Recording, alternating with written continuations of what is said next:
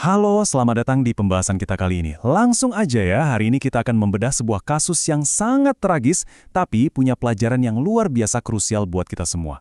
Kita bakal melihat secara objektif kasus kematian seorang jurnalis muda dengan fokus utama pada gimana sains forensik dan jejak digital pada akhirnya bisa menyeret kebenaran ke permukaan.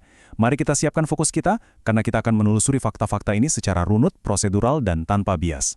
Di sesi kali ini, kita akan bahas semuanya secara kronologis, mulai dari pertemuan awal dan tragedinya, lalu tuntutan serta skenario pelarian, eksekusi pembunuhan berencana, gimana forensik membongkar skenario palsu itu, jejak digital yang mengungkap identitas pelaku, dan terakhir, kita akan bahas isu yang lebih besar, femisida dan perlindungan perempuan.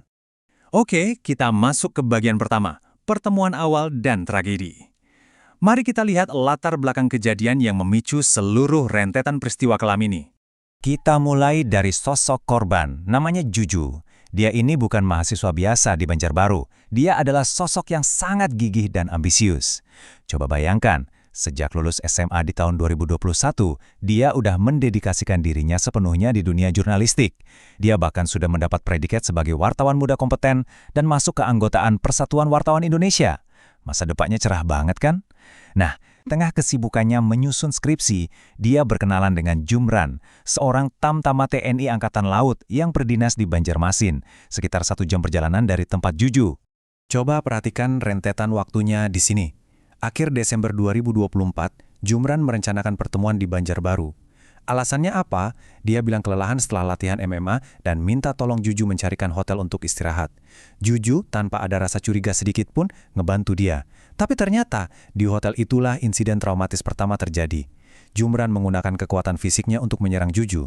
Insiden di bulan Desember inilah yang secara langsung memicu rangkaian efek domino menuju tragedi mematikan di bulan Maret 2025. Lanjut ke bagian kedua, tuntutan dan skenario pelarian. Di bulan-bulan setelah serangan awal tadi, ketegangan antara keluarga korban dan pelaku mulai memuncak. Ada satu detail yang benar-benar mengubah dinamika kasus ini, sebuah rekaman tersembunyi, durasinya cuma 5 detik. Di tengah ketakutan luar biasa saat insiden di hotel itu, Juju ternyata diam-diam berhasil merekam kejadiannya pakai ponsel. Video singkat inilah yang kemudian jadi senjata buat keluarga Juju setelah mereka tahu kejadiannya untuk mengkonfrontasi Jumran dan menuntut pertanggungjawaban darinya. Di titik ini, kita melihat kontras yang sangat tajam.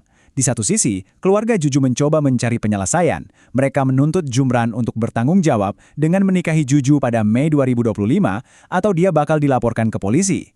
Tapi gimana realitanya? Jumran awalnya pura-pura setuju, tapi kemudian dia menghilang alias ghosting. Dia dipindah tugaskan ke Balikpapan yang jaraknya 10-11 jam perjalanan dan dia memilih untuk kabur demi menyelamatkan karir militernya. Masuk ke bagian ketiga, eksekusi pembunuhan berencana. Karena merasa terpojok oleh ancaman laporan dari keluarga Juju, kita sekarang masuk ke fase paling mengerikan. Tindakan yang diambil pelaku selanjutnya ini benar-benar dingin dan sangat terencana. Ini bukan emosi sesaat. Tanggal 21 Maret 2025, saat bulan Ramadan. Dia sengaja naik bus semalaman dari Balikpapan ke Banjarbaru. Paginya, dia menyewa mobil.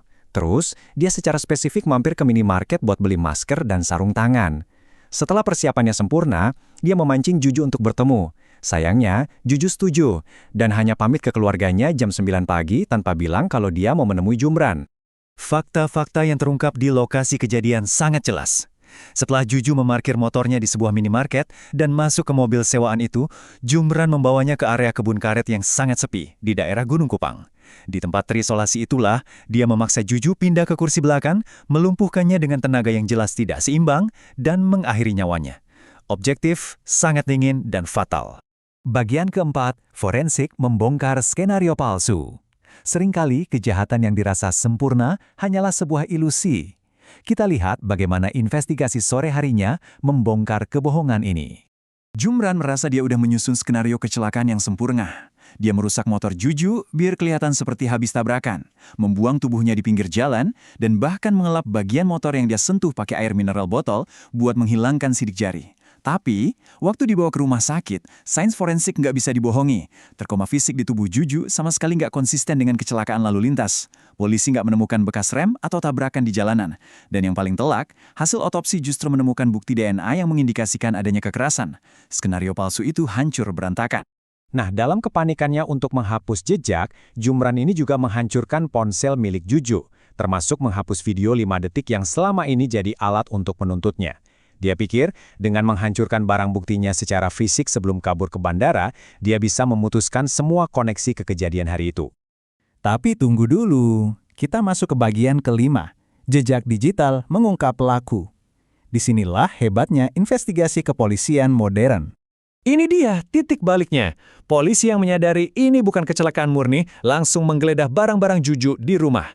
Mereka membuka laptopnya dan coba tebak, WhatsApp web Juju ternyata masih dalam keadaan login. Dalam sekejap, polisi bisa menarik semua riwayat pesan terakhirnya. Jejak digital ini dengan sangat transparan mengkonfirmasi kalau pagi itu Juju memang janjian dan pergi menemui Jumran. Menyadari kalau identitasnya mulai ketahuan dan dia sedang diburu, Jumran panik. Dia mencoba langkah yang sangat manipulatif. Dia mentransfer uang 11 juta rupiah ke rekening keluarga Juju. Dalihnya, uang duka cita. Jelas ini cuma usaha buat mengalihkan kecurigaan. Tentu aja, keluarga yang udah merasa jijik langsung mengembalikan uang tersebut persis setelah polisi militer dan kepolisian menangkap Jumran di tempat dinasnya. Bagian ke-6, sekaligus bagian terakhir, femisida dan perlindungan perempuan. Kasusnya memang sudah terpecahkan, tapi ada isu sosiologis yang jauh lebih besar di sini. Penting untuk dicatat, kasus ini bukan sekedar pembunuhan biasa. Komnas Perempuan secara resmi mengklasifikasikan tragedi ini sebagai femisida, yaitu pembunuhan yang sengaja dilakukan terhadap perempuan yang berakar pada ketimpangan relasi kuasa dan gendernya. Karena pengakuan ini ditambah fakta bahwa pelakunya adalah militer yang melakukan pembunuhan berencana, kasus ini ditarik ke yurisdiksi peradilan militer, di mana dia menghadapi ancaman hukuman maksimal, yaitu hukuman mati. Jadi, apa yang bisa kita ambil sebagai pelajaran untuk keamanan pribadi kita sendiri? Kasus ini mengajarkan banyak hal. Pertama, biasakan untuk selalu membagikan live location ke orang terpercaya. Kedua, amankan bukti digital kalian di perangkat lain, seperti laptop tadi. Itu terbukti bisa jadi penyelamat keadilan. Ketiga, kita harus peka mengenali tanda-tanda awal perilaku orang yang manipulatif. Keempat, selalu kasih tahu keluarga kemana dan sama siapa kalian pergi. Dan yang paling penting, jangan pernah mengambil risiko menghadapi individu yang berpotensi berbahaya itu sendirian. Dan itu membawa kita pada satu pemikiran terakhir. Keadilan pada akhirnya memang berjalan berkat kerja keras polisi, tim forensik, dan jejak digital. Tapi pertanyaannya adalah, bagaimana masyarakat dan sistem peradilan kita bisa bertindak lebih kuat secara preventif? Apa yang harus berubah secara sistemik agar tragedi seperti yang menimpa Juju ini tidak perlu terjadi lagi pada perempuan lain? Saya harap pembahasan kali ini bisa memicu kewaspadaan dan diskusi penting di sekitar Anda. Terima kasih sudah menyimak, tetap aman, dan sampai jumpa di analisis kita selanjutnya.